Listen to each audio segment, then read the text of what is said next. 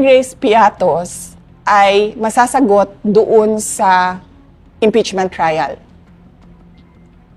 Ayaw siya pag-usapan ng defense team kasi binuunan nila yung defense sa confidential funds. So, ang pinayagan lang sa akin na ikwento ay yung timeline at ipakita sa mga tao paano ba nag-develop itong impeachment kay Inday Sara. Yung Mary Grace Piatos at iba-iba pang nilang sinasabi, nandito din yun sa timeline natin, makikita ninyo, ay may sagot. Pero gusto ng mga abogado sumagot doon sa tamang venue dahil confidential funds protektado ng batas. Hindi ka basta-bastang, kasi nga sinasabi ko kanina sa discussion, ang confidential funds pinoprotektahan niya ang national security natin at yung buhay ng mga tao na merong impormasyon na makakasira ng seguridad ng bansa. Mga senators, sir, kayo lahat na nag-judge or kayo lahat na maghuhukom kay BP Sara, tandaan niyo po yan. Kaming taong bayan ang nagpaupo kay BP Sara para kaming mga maliliit na taong bayan, iprotekta niya kami. Kaya namin niluklok si BP Sara kasi nakita namin na siya lang ang nagbabantay sa aming karapatan at siya lang ang nakakalam sa aming karapatan. Sir, mga senador, tandaan niyo yan, ha? Inupo namin si BP Sara at hindi kayo ang nagpaupo niyan. Kaya tigil-tigilan nyo na yung katarantaduhan na pag-impeach ni BP Sara dahil hindi kayo ang nagpaupo sa kanya. Kami yan, kami ang may karapatan yan. Mga senador, ginalang ko yung desisyon nyo, pero tandaan nyo to, lalaban kami para sa bayan, para sa mga mamamayang Pilipino. Maraming salamat sa inyo, sir. Thank you so much. Yun lang. Miss Witness, Miss Constantino, diyan ba talagang account ng mga OVP sa bangko ninyo, sa show? Or si VP lang ang nag-open ng account dyan sa bangko ninyo? Yung Office of the Vice President po. OVP. Opo. So, hindi lahat dyan may account ang OVP? Wala na po akong alam. Okay. Kaya nga po, tanong ko natin, si dating VP Robredo po ba nagbukas din ng account dyan? Actually po, na-transfer lang po sa amin ang MDS account po ng Office of the Vice President noong pong September 2022 nung lumipat po sila ng kanilang office address sa Pioneer, Mandaluyong. Okay. Normal po ba na ganito kalaki ang wini-withdraw ng isang government agency? Is this normal? Nakakita ka na ba nito ng other government agencies na ganito kalaki ang withdrawal? Wala po, unusual po ito. Unusual yung withdrawal. So therefore, kung unusual, Madam Witness, hindi mo kayo nagtanong man lang, para saan po ba kayo ito? Kasi alam ko sa bangko po, nagtatanong. Ako po, nagbabangko ko sa privado. Natatanong po yung staff ko, para saan ba gagamitin ni Sir ito, ni Sir? Hindi na ba ninyo tinatanong? Kasi po may advice naman po siya. So, kumbaga dumaan naman po ito sa proseso nila. Kaya, I don't think po na magtanong pa kami. What is the SOP? Ano pong standard operating procedure pag may mga malalaking withdrawal? Or exempted pag mga government agency, lalo po't mga matataas na ahensya ng pamahalaan? Wala na pong exemption. Kaya lang po itong sa particular na transaction po ng OVP, bali meron naman po kasi silang forward advice po sa branch. Okay. Alam niyo po ba na ito ay for intelligence fund, yung wini-withdraw? Hindi po. Hindi niyo po alam na Intel fund ito. Opo. Pero nagduda po kayo sa ganitong kalaking halaga. Is that correct? Sa personal opinion namin sa bangko, parang syempre po, saan kaya gagamitin po yung yung cash na to? So, pero hindi naman po namin tinanong na. Kasi may advice naman po siya. Okay, panghuli na lamang po, Madam Witness. May other agencies pa ba na may account sa inyo? Marami naman pong mga government agencies po sa sa Land branch Bank ninyo. show. Okay. Pero walang mga ganito kalalaking withdrawal. So far po kasi na-convert na po lahat kasi sila sa mga online system like yung sa ATM payroll. So hindi na po ganyang kalalaki mga withdrawals po nila. Thank you, Madam Witness. Thank you, Presiding Officer. Thank you, Senator Judge Erwin Tulfo. Senator Judge Rafi Tulfo is recognized. You may proceed, sir, when you're ready for interjections and interventions. You have 2 minutes, sir.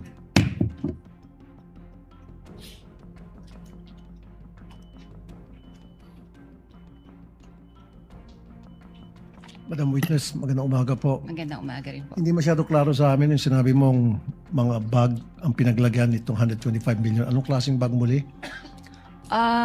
Sa pagkakaalala ko po, ito po isang malaking, mahabang bag na Mahaba? parang dinescribe ko nga po as Duffel like bag? Gym bag? gym bag po. Iba po kasi Gym yung bag. duffel bag sa bangko. So gym bag ano kalaking? Isang Mahaba lipa? Okay. Ayon sa BSP, ang 1 million approximately 1 kilo. So that's 125 million. So si Gina lamang ang nagbitbit ng 125 kilos palabas ng bangko? Ang alam ko pong assistance po na naalala ko po ay nag-provide po kami ng trolley. Ng trolley. At Opo. mag-isa lang si Gina. May kasama po sila eh. Hindi ko lang po ma-recall. So ilang duffel bag po ulit? Mga 3 to 4 bags po. I mean, so 3 to 4 Bags. yung sa 125 Gym bags. million. Gym bags. Dapat sigurado, 3, 4, 5, 6, 7, 8, 9, 10. Kasi kung 125 million at 3 gym bag, yung gym bag, ano nang kalaki yun? Mahaba Mukhang hindi po. mahaba. Opo. Kakasya ba dyan 125 kilos? 31 million. Baka nagkakamali kayo. Mga 3 to 4 bags nga po. Dapat precise po kayo. Dapat ginadjust daw nyo yan bago paglabas. 3 bags ang lumabas, ang pinaglagyan. Hindi na ng- po namin yan, Okay, sige. Pero dapat, you should be approximate, precise kasi we're talking of impeachment of the Vice President dito. Hindi dapat yung parang kalkulasyon lamang. As much as possible. Opo, mga gano'n, 4 bags. Okay. 4 bags. Now, wala bang, kasi alam ko, pag ganun kalaki amount, kuminsan yung bangko nag-offer doon sa depositor na i-deliver yung pera sa lugar na gusto nilang pupuntahan ng perang yon through the what we call armored car or armored vehicle. Hindi kayo nag-provide na ganoon? Hindi po. Wala po kasi kaming memorandum of agreement regarding po sa services, cash services po, or cash delivery. So, hindi nag-request yung OVP ng cash delivery through armored vehicle papunta doon sa back Wala to their po, office? Okay. Curious lang ako, sino itong, meron pa isang pangalan na kapirma sa baba ng cheque, itong Rosaline L. Sanchez, sa pagkakalam mo. Kasi di ba sa baba, nakalagay Rosaline Sanchez and then Lemuel Ortonio, signatory doon sa pag-release ng cheque. Who are they? Authorized signatory po. Isa po siya sa authorized signatories po ng Office of the Vice President. Si Rosaline Sanchez, sino po ito? Sa Siya- pagkakalam niyo po, Ang alam ko po, siya po yung sa finance. sa finance. Okay, nabanggit niyo rin po prior doon sa withdrawal, you're given 1 or 2 days para makapag-prepare ng cash. Sino po ulit tumatawag sa inyo? Si Miss Queenie Masangkay po. Paano niyo po nalaman na si Miss Queenie Masangkay yung tumatawag sa inyo? Na-meet ko na rin po siya sa branch nung pong nag-open po sila ng MDS account po. Okay. Last na naman, usually pag ganun kalaking amount ang withdraw, sinisiguro nyo na yung pupunta doon sa bangko, yun yung authorized na mag-withdraw talaga ng amount ng perang yan. Kadalasan tinatawagan pa yung principal. Wala kayong ganung klaseng protocol in place? Wala na po kasi may advice na po siya. Wala na. May advice na sige po siya. May pera na. Okay, thank you. Bago po yung bell, Senator Judge Rafi. Next to be recognized for his interjections would be Senator Bam Aquino. You have 2 minutes, sir. Maraming You may salamat, proceed when you're Mr. ready. Presiding Officer. Miss Violeta, magandang umaga. Magandang umaga din po. Kaklaruin ko lang po, yung cheque ay mula po kanino? Mula po Itong- sa Office of the Vice President. Hindi po, dyan po napunta yung pondo, no? But kanino po, anong account galing po yung perang yan? Sa Office of the Vice President nga po. Because it was already downloaded to the Office of the Vice President from the Treasury. Is that Opo. correct? Opo. Okay. So this is OVP funds na napunta kay Miss Gina Acosta na SDO po nila. Tama po. Basta po yung si Miss Gina, yung payee po ng cheque. Yung pay. Okay. Nabanggit niyo po kanina na unusual po yung laki, no? Kapag ganun po, do you report this to any agency? Kung nagtatakahan niyo po na parang ang laki naman ito. Do you do any reporting or wala na pong reporting yan? I'm sorry, Your Honor. May we invoke po yung AMLA rule na hindi po kami pwede mag-disclose any information po regarding sa reporting. Sa reporting? Okay. AMLA rule po siya. Let me rephrase the question. Ang government transactions po ba ay sakop ng AMLA rules? Makakasagot po niyan ang AMLC po. Hindi, pwede niyong sabihin, hindi ko po alam yung sagot. Kayo po isang branch manager, so kayo po yung nasa landmark ng ilang taon. Alam niyo po yung mga rules. Nais ko lang pong malaman kung ang government transactions ba ay sakop ng AMLA regulations po natin. Wala naman pong exemption po doon. So, sakop po siya. Sakop po. Okay. So, ang sinasabi niyo po ba sa AMLA rules ay kasama ito sa mga covered or suspicious transactions? Tama po ba? Yun nga po. So, I invoke po na mag-prohibit po ako magsabi po nito. Okay, let me rephrase. I'm sorry, these are simple questions, no? Regulations lang po ito.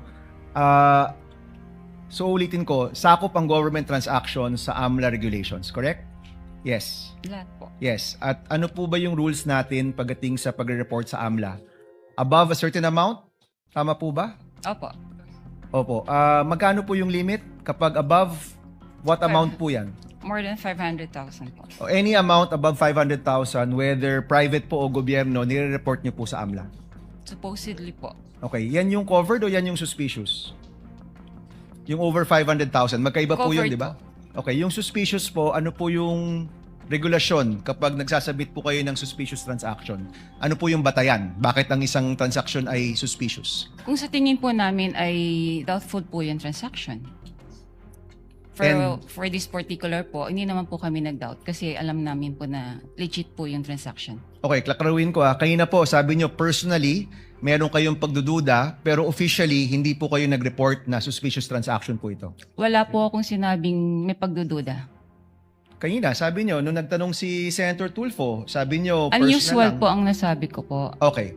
So kahit at sa tingin po nyo, unusual ito, hindi nyo po ito ni-report bilang suspicious transaction. Hindi po pwede magsabi po na na nag-report po kami dahil nga po i-invoke po yung AMLA law. Okay. So covered, definitely, kasi it's above 500,000. Pero yung suspicious transaction, ayaw nyo pong sabihin dahil covered po ito ng AMLA. No? Kasi para sa amin naman po ay talagang hindi naman po siya suspicious. Okay. Sige po. Sige po, yun na po muna. Maraming salamat, Mr. Presiding Officer. Thank you, Senator Bam Aquino. You may avail of the second round, if at all, Senator Aquino. Senator Judge Alan Cayetano is recognized. Thereafter, Senator Judge Joel Villanueva. You have 2 minutes. Magandang, I'm sorry, after Senator Alan, Senator Risa. Thereafter, Senator Judge Joel Villanueva. You have 2 minutes, sir. Magandang umaga, Madam Witness. Welcome to the Senate. Maganda. Most of my questions na tanong naman ni Senator Erwin. I just like to ask, but you're familiar with the concept of confidential or discretionary funds? Or hindi? In government parlance? Wala po kang Okay. alam. No, kasi kung hindi ka familiar, whether that agency has 50 million discretionary funds or let's say if you were the manager sa OP and they had, I don't know how much now, 10 billion, you won't find it unusual kung 500 million, 250, 1 billion. Kasi nga usual means parate, unusual means bakit ganito kalaki, no? Because when I was in the DFA, there was a big storm and I've never dealt with Land Bank directly except for my personal account as sa sweldo ko as DFA Secretary. But the President asked us what can each agency do. So my staff then, si Yusek Ariola said, Sir, maraming ma-stuck sa mga ports, airport at seaport. May isa tayong fund. Kung OFW sila, pwede tayong magbigay. So I think we had to withdraw 50 or 100 million. At sinabi ng branch manager, wala. And then it was a Friday. So I had to call the president of Land Bank and say, Sir, basta stranded, hindi. And then they sent over 50 or 100 million. So my point is, just because it's unusual, it doesn't mean it's illegal or whatever. Tama po ba? Wala naman pong illegal doon sa encashment po. Because nga, may difference when it's a private account. So it's a private account and they don't usually, let's say, someone has a private account, commercial or private, meaning business or personal niya, they always withdraw 50,000, 100,000. This is theoretical so hindi to covered ng bank secrecy law. Suddenly, we withdraw ng 3 million, minsan nagtatanong, di ba? Dahil know your customer, di ba? Ganon din sa deposit. I'll just finish this line. Ganon din sa deposit, di ba? So, kung sweldo ko 30,000, every time nagde-deposit ako 30,000. Biglang magde-deposit ako 2 million, tatanungin ako, Sir, saan galing to? Right? Correct. Pero pag government, as long as you're dealing with the people you identified with, so whether that's DPWH, whether that's DOTR, basta't everything's in order, magtataka ka lang pag sobrang laki ng amount, but then you'll release it. No? Kindly Thank you. wind up. Yeah, Senator that's Judge all. Allen. Thank you. I was just clarifying that point. Thank you, Senator Judge Allen. Senator Judge Risa Ontiveros is recognized. You may proceed, ma'am. When you're ready, you have 2 minutes.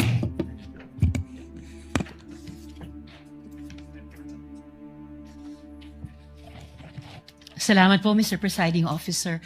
Madam Witness, yung 32 years nyo po na sinabi sa banking industry, yun po ba lahat ay sa land bank lamang? Opo. Okay. And then, sabi nyo po, unusual.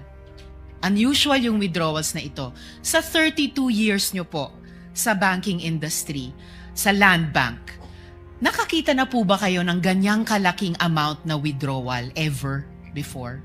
First time po. First time. Okay. Sabi nyo nga kanina, unusual yung amount. First time, may ganyang amount na 125 million pesos. Bakit nyo sinabing unusual? Ano yung floor nyo para sabihing unusual yung isang amount? Usually po kasi kaya naging unusual para sa akin kasi cash po siyang kinukuha. Mhm. Sa other, naman po is, kumbaga nag-issue po sila ng mga cheque sa, yung disbursement po nila. By checks po, hindi po cash. Okay. So, hindi lang yung laki nung halaga na 125 million ang unusual din na yung ganyang unusual amount ay sa cash kinuha at hindi sa mga cheque. Opo. Okay.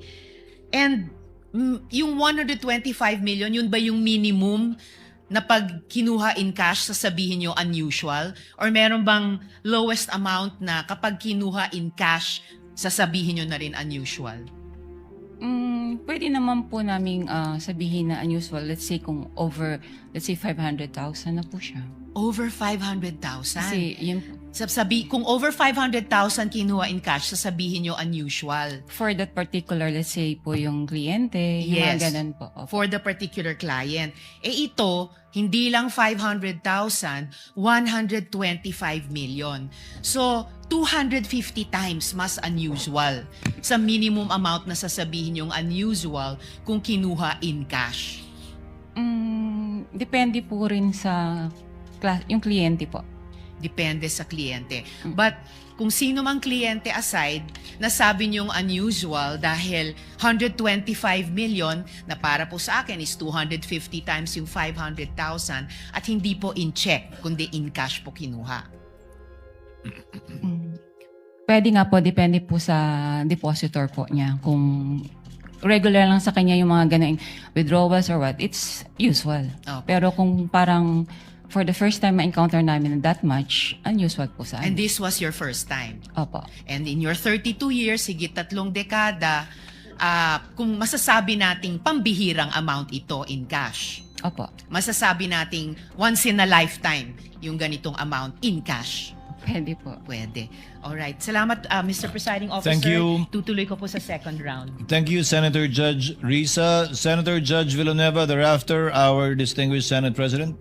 You may proceed, sir, when you're ready. You have 2 minutes. Thank you, Sir Presiding Officer, Senate President. Madam Witness, binanggit niyo po yung unusual, no? And gusto kong susugan yung katanungan. Yung usual, below 500,000 pag individual. Pero kung ito'y government agency, paano niyo masasabi na ito'y unusual? Any depositor naman po, kung hindi naman po ganong frequent silang nag-withdraw ng ganong kalaking cash. Kaya po, naano ko siyang unusual. Kung ganito po na 4 na beses na nag-withdraw na 125 million, would you say usual na siya? Unusual nga po. No, Kasi, kung 4 na sunod-sunod na yung binanggit po ninyo, 125 million, sunod-sunod, nagiging usual na po ba siya? O unusual pa rin? pwede naman po. Na What is usual. it? Kung sunod-sunod naman po, magiging ano na po siya. Talagang usual transaction na po yun. So, kung ganun nga po, na 4 na sunod-sunod, usual transaction na siya. Opo.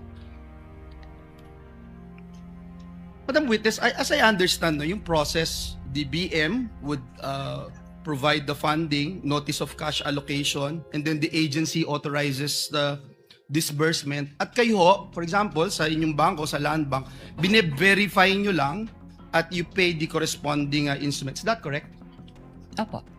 Bine-verify po yung pag-issue ng cheque po, yung mga signatories, payees, like that po. So bago po inilabas ang salapi o yung pera, ano-ano pong dokumento yung aktual na natatanggap po ninyo at inyong masusing sinusuri? Kasi sabi nyo nga ho, I'm sure from the first withdrawal, as you made mention, it's unusual. So ano yung mga talagang sinusuri po ninyo na dokumento bago nyo i-release ito? Supported naman po ito ng advice. So once po nakapasok na po sa system at funded naman po siya, okay na po sa amin yun. So yun lang po yung inyong chinecheck. Opo. And that's it, you release it right away. Yes, sir. And binanggit niyo ho kanina, hindi ito suspicious. Para sa ano ko po, hindi po siya suspicious. At lahat po ay legitimate. Yes, sir. One last question that I'd like to ask. With this amount of money that will be withdrawn by the payee, ano yung mga advance arrangements? Kasi hindi, sabi nyo nga ho, hindi usual, yung biglaan, no? 125 million. Ano yung mga advance arrangements na inihingi po ninyo o tinatawag po sa inyo bago mailabas po itong salapi na ito? How far in advance was Land Bank informed that these amounts of physical cash would be required for each transaction? Mga a day or two po, ni-inform po kami from the cash division po ng OVP na meron po silang ganong cash requirement. So, sa amin naman po, pinaprocess naman po namin yung requirements nila bago po namin sila advise na available na po yung cash. So in 24 hours, kaya na po. Pwede naman po. Salamat po. Maraming salamat. Thank you rin po. Thank you, Senator Judge Villanueva. The distinguished Senate President is recognized. You have 2 minutes for your interjection, sir. Thank you. Thank you, Mr. Presiding Officer. Good morning, Ms. Constantino. Sundan ko lang po yung natanong kanina ni Senator Risa. So in your 32 years in Land Bank, hindi pa ho kayo nakakita ng withdrawal na ganito kalaking amount? 125 million. Tama Opo. po ba? Yes po, sir. Ano yung pinakamalaking nakita nyo ng withdrawal in cash? Hindi ko na po ma-recall. More or less lang. Ano. Mabigyan nyo kami. In cash? In cash. Siguro Yung pinakamalaking nakita nyo na o na-experience nyo na in your mga 30. 500,000 po. 500,000. And next, ito na, 125 million. Yes, sir. Ang Shaw Boulevard, maraming negosyo dyan. No? So I assume maraming mga private companies dyan. May nakita na ba kayong cash withdrawal from a private company na ganito kalaki in the hundreds of millions? Mostly po mga cheque po yung ini-issue nila. Cheque? Meron Opo. bang mga cash withdrawal din? Yung mga sa private companies? Wala po. Wala, puro Checks. cheque lang ang ini-issue nila. Opo. And then, nabanggit nyo kanina na 4 na beses pumunta sila Miss Acosta at si Mr. Ortonio sa inyo. Opo. Tama po ba? 4 na beses? Yes, sir. Nung nagwi-withdraw sila, meron ba kayong any casual talk kung saan gagamitin itong mga perang ito? Kasi sabi nyo nga kanina, unusual, ngayon lang kayo nakakita. Hindi ba nagkaroon kayo ng konting parang casual talk sa pangatlo o pang-4 na pagkita ninyo kung saan gagamitin tong perang to? Hindi ko na po ma-recall, Your Honor. I'm sure nag-uusap kayo, di ba? Yeah, brief talk. Brief talk, meron bang nasabi kung saan gagamitin itong perang ito? Hindi ko na nga po maalala. Sorry Ay, po. Hindi nyo na maalala. Okay. And then, kanina nasa tanong rin ni Senator Bam, typically, rini-report to sa AMLAC no? Yung mga ganitong kalaking amount. Na-report nyo na ba? Na-report nyo ito? Hindi yung detalye. Ang tanong lang naman kung na-report yung ganitong kalaking cash withdrawal sa AMLAC. Ang alam ko po, ang Land Bank naman po ay compliant po sila when it comes to reporting po. So, nare-report siya. Compliant po kami doon. Alright. Thank you, Mr. Presiding Officer. Senator Judge Pangilinan is recognized. You may proceed, sir. You have 2 minutes when you're ready. Thank you. Magandang umaga. Ang umaga po.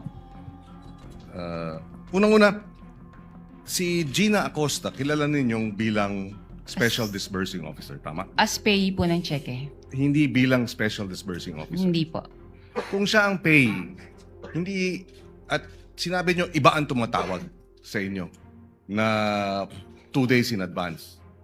Iba po. Di ba? Sino yung sinabi nyo tumatawag?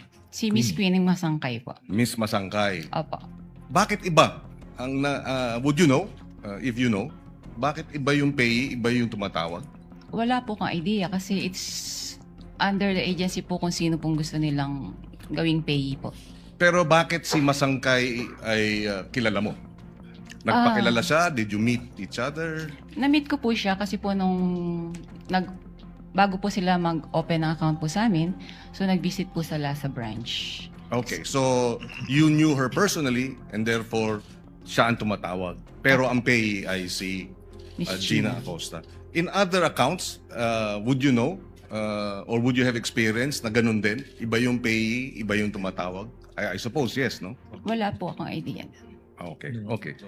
Doon sa nabanggit niyong first time ang ganyang kalaking halaga, kaya sabi niyo unusual.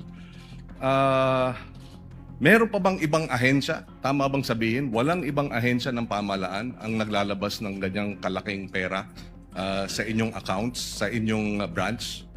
Dahil kayo ay depositary ng government bank, hindi ba? Wala na po akong ma-recall kasi nga po kagaya ng sabi ko kanina, lahat po ay na-convert na po sila sa mga online transactions. And most government agencies would use checks Checks or online transactions po. or online transactions.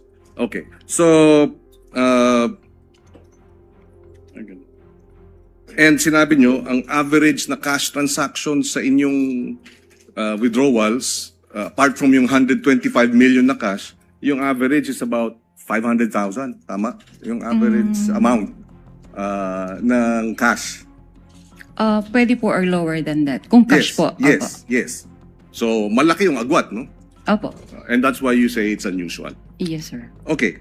I have no other questions, Mr. President, Presiding Officer. Just to manifest that earlier, the witness said that she's bound by the confidentiality rule under the AMLA law. But we take exception to that, but I understand that we will be tackling this matter in another article.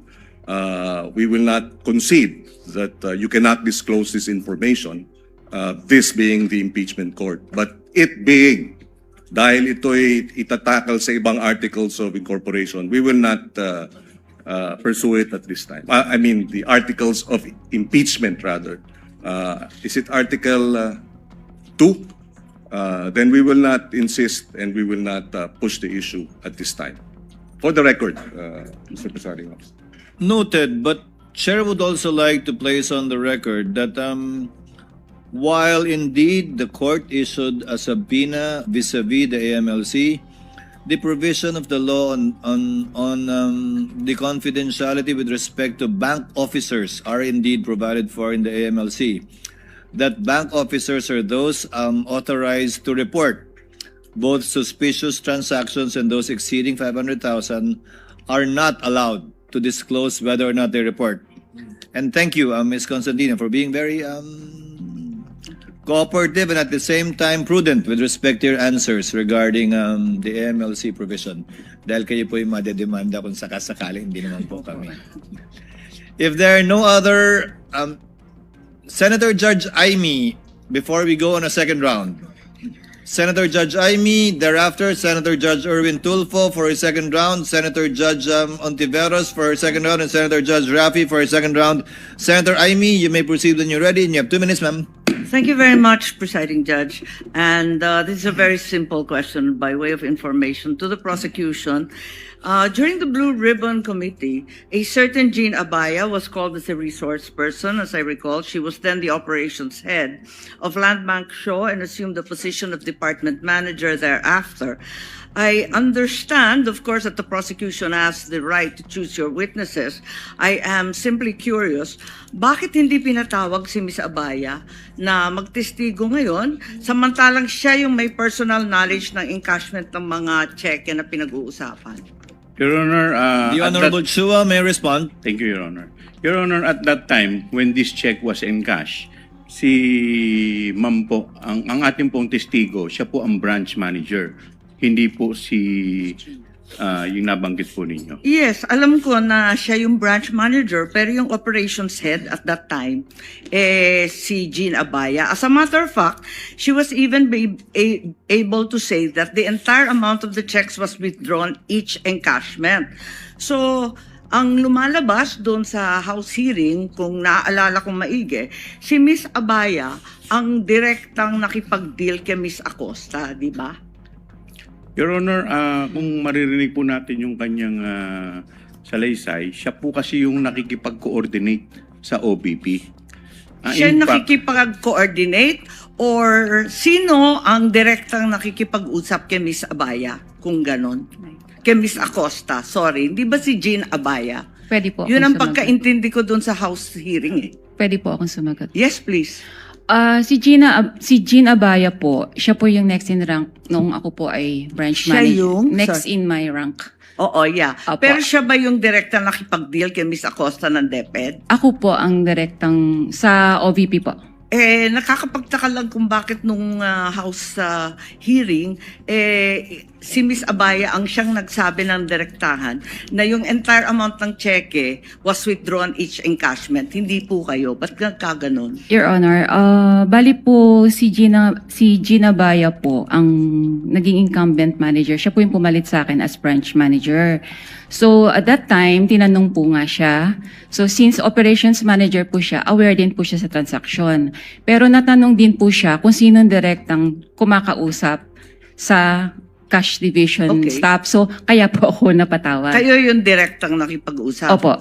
Kahit siya ang nag-attest na talagang buong amount ang withdraw. Ganun ba Aware yun? naman po siya sa mga transactions din po sa branch. Okay, maliban doon, Ms. Constantino, nung House Blue Ribbon, narinig ko, nung tinanong ni Congressman Luistro, sino ang nag-withdraw ng pera at linagay sa mga bag, nung una, sabi nyo, you didn't recall. Matapos noon, medyo may leading question si Congresswoman nun eh. Kasi ang sabi, do you recall Miss Acosta? Do you recall Mr. Ortonio? Bigla ninyong naalala si Miss Acosta at si Mr. Ortonio. Tama ba yun? Ba't nagkaganon? Nung una, hindi ninyo maalala. Pagkatapos nun, naalala na ninyo. Pwede ko Ano po ba bang- talaga ang naaalala ninyo? Para klaro tayo. Pwede po ba nating balikan po kung yung transcript po talaga? Kasi baka po, mamaya, baka lang po, I'm sorry, may iba pong issue before. Tapos po natanong ako kung bakit ko po kilala yung dalawa. So baka po may iba Kasi pa nung pong una, story up behind. tinatanong, kung nare-recall ninyo, sino naglagay ng pera sa mga bag. Sabi po ninyo na hindi ninyo maalala. Tama ba yun? Ang pagkakaalala Kindly ko po, wind up. ang pagkakaalala ko, sorry po. Ang pagkakaalala Sumasagot ko po, ang sinagot ko po yon na si Yes, Miss yes. Gina ang naglagay at si Mr. Ortonio. Ang hindi ko po ma-recall kung sino po yung naglabas na ng cash, ng, Uy, hindi ng ko bags. tinatanong yon. Hindi yon ang tinutukoy ko.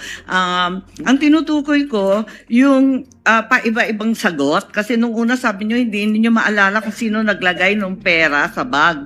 Pagkatapos nung binanggit sa inyo, do you recall Miss Acosta, do you recall Mr. Ortonio?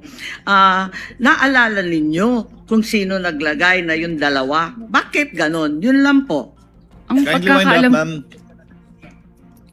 ang pagkakaal- Considering that Miss Acosta is allegedly the payee, bakit hindi nyo yun naalala kaagad? Doon ako nagtataka.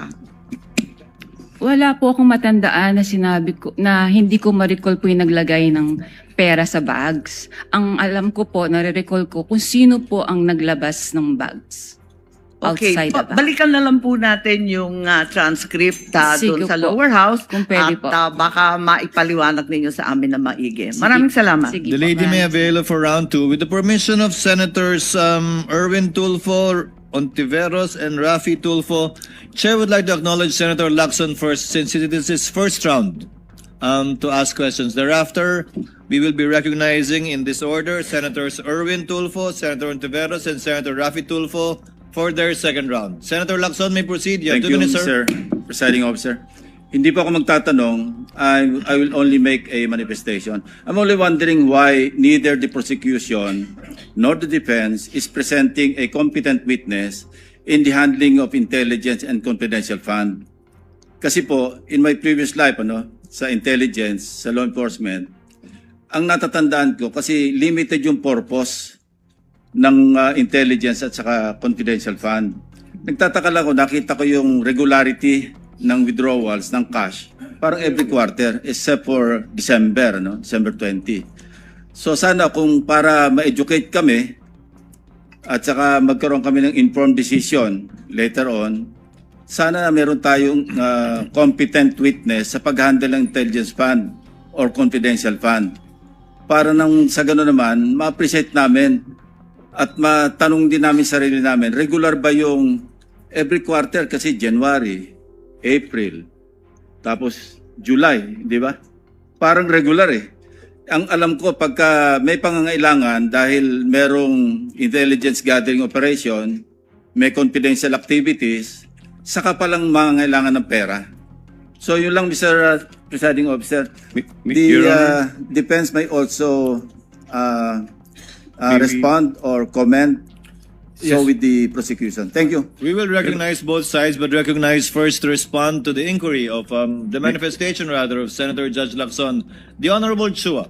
You may proceed, sir. Thank you, Your Honor. Your Honor, we will be presenting our witness, pero hindi po siya yung testigo po pagdating po dyan. In time po, we will be presenting witness or witnesses that will explain yung manner po ng confidential. Kasi I asked my staff, wala po sa listahan ng testigo na meron tayong competent witness. So, saan ang galing yung sinasabi nyo may present kayo? Yung COA po. They will be the COA one is not a competent witness sa pag-handle ng intelligence and confidential funds. Somebody, Your Honor, meron po kasi maybe kami reservation. a retired intelligence officer, somebody like that na maalam mag-handle. Nagtataka lang ako bakit masyadong regular tapos yung una pa, natapat pa na magpapasko. Yes, Your Honor, may present po kami, pero kung makikita po ninyo dun sa aming pre-trial brief, meron po dong reservation. Thank you. Thank you. Confidential pa daw po. The Honorable Attorney Power, rather, is recognized for your comment to the manifestation of Senator Lacson. Thank you, may Mr. proceed, sir. Presiding Officer. Same comment actually with the prosecution, Your Honors. Meron din po kasi tayong mga reservations. So we will present when we feel necessary, Your Honors. Sa ngayon nga, confidential pa din yung witness niya.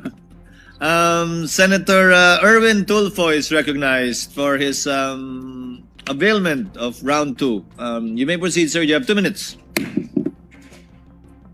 Thank you, Mr. Presiding Officer. Miss Witness, ito pong transaksyon na 125, 4 times po yata ito. Tama po ba? Tama po. Alright. Hindi po ninyo na-report ito sa AMLAC? Gaya po ng sabi ko po, na-invoke ko po yung AMLA rule, prohibiting us to disclose po any information regarding No, I'm that. not saying na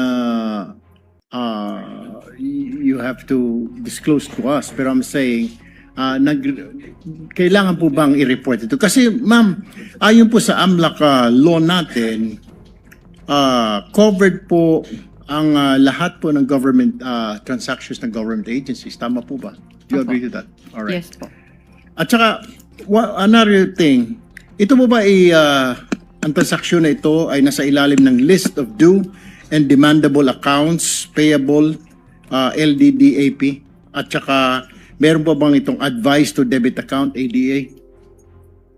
Meron po silang advice na nai-issue po yan. Okay, pero nasa ilalim po ba ito ng LDDAP, yung list of due and demandable accounts, I payable? think agency na po ang pwedeng sumagot po regarding this. Okay, all right. That's all, Mr. Presiding Officer. Thank you, Senator Judge Erwin Tulfo.